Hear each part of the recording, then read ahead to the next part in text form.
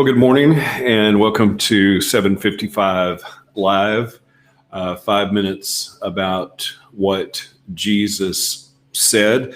There is a different command of Jesus every day on our weekday Bible plan at bible.today.church.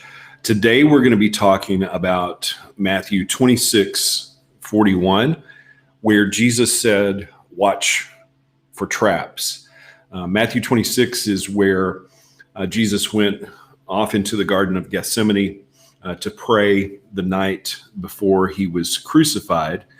And he asked several of his disciples to go with him and to watch and pray with him as Jesus went off alone and prayed by himself.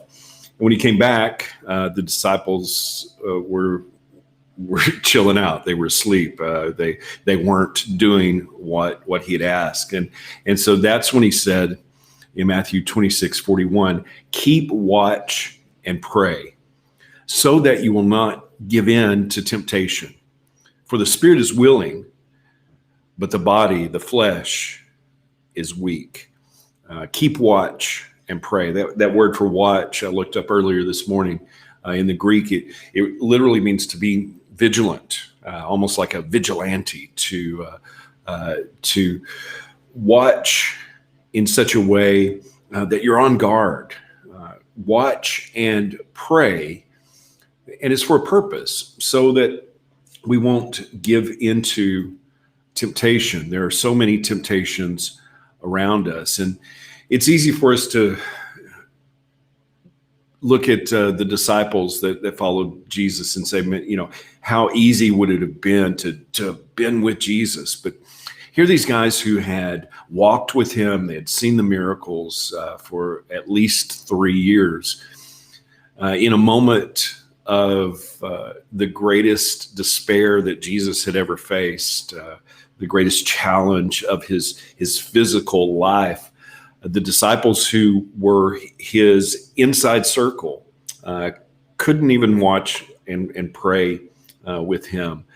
And I think it's important for us to remember that following Jesus is something that we have to work at. We're not saved by works, and we're not saved by any of the goodness that we do, but the power of the Holy Spirit, the very Spirit that raised Christ from the dead, dwells in us, so that we don't have to live just natural, ordinary lives.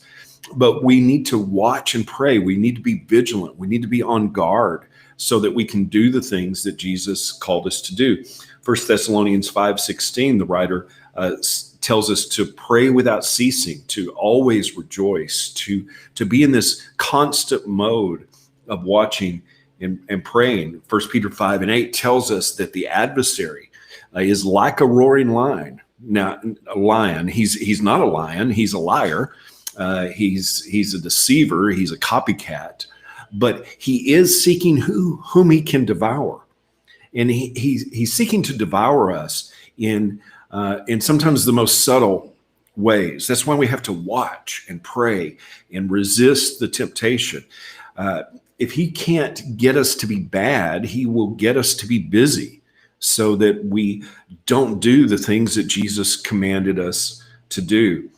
Right before Jesus told his disciples to watch and pray, he came upon them after going off to pray and came back and they were asleep. And he said, "What, couldn't you just watch and pray for an hour?" They couldn't even make it an hour. And I just want to challenge you today. When was the last time that you set aside an hour just for Jesus, just to watch and pray? When was the last time that you said, for 60 minutes, I'm not going to do anything but focus on Jesus and watch and pray? We're very easily caught up into things like Netflix binges. Hey, I've got to watch another episode. Getting caught up in a social media stream or in TikTok videos or whatever those things are. Let's watch and pray. So I want to challenge you. When was the last time you spent an hour watching and praying? That's what Jesus said to do. He said, watch out for traps. And that's the way that we can resist the temptation for other things. So how can we put that into practice today?